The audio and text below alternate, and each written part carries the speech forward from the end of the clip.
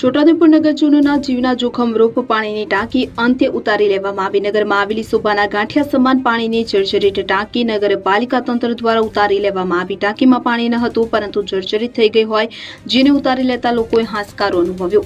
વિગતે વાત કરીએ તો છોટાઉદેપુર નગરમાં આવેલ સિંધી તારણ પાસે 4 રસ્તાઓ પર વર્ષો જૂની ઈસવીસન 1992-93ની આસપાસના સમયમાં બની હોય કે જે પાણીની ટાંકી જર્જરિત થઈ ગઈ હતી। આ ટાંકી જર્જરિત હોવાને કારણે પડી જાય તેવી સંભાવનાઓ વર્તાઈ હતી। જ્યારે સદર સમસ્યા અંગે સમાચાર પ્રકાશિત થતા પરંતુ પ્રજાની ઉપર આવનારી મુસીબત તંત્રના ધ્યાને આવી અને ભાન થયું કે જે ખૂબ જ સારી બાબત છે।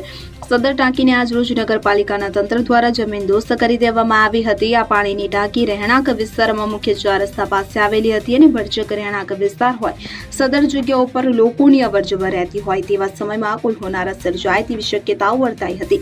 હોનારત અંગે જવાબદારી કોની રહેશે તેવો પ્રશ્ન થઈ પડ્યો હતો, પરંતુ આજરોજ આ ટાંકી તોડી પાડવામાં આવતા નગરજનોએ રાહતનો શ્વાસ લીધો। છોટાઉદેપુર નગરપાલિકા દ્વારા આજ પ્રી મોન્સૂન કામગીરીના ભાગરૂપે જર્જરિત ટાંકી ઉતારવાનું કામગીરી કરવામાં આવી છે। આ અગાઉ મીડિયામાં અને સમાચાર પત્રોમાં સમાચાર આવ્યા હતા કે સદર ટાંકી જર્જરિત છે અને કોઈને નુકસાન થયું હતી। નગરપાલિકા દ્વારા આજે ફાયરની ટીમ, એમ્બ્યુલન્સની ટીમ, તમામ કર્મચારીઓ દ્વારા સલામત રીતે અને કોઈપણ પ્રકારની જાનહાનિ વગર ટાંકી ઉતારવાની કામગીરી પૂર્ણ કરવામાં આવી છે।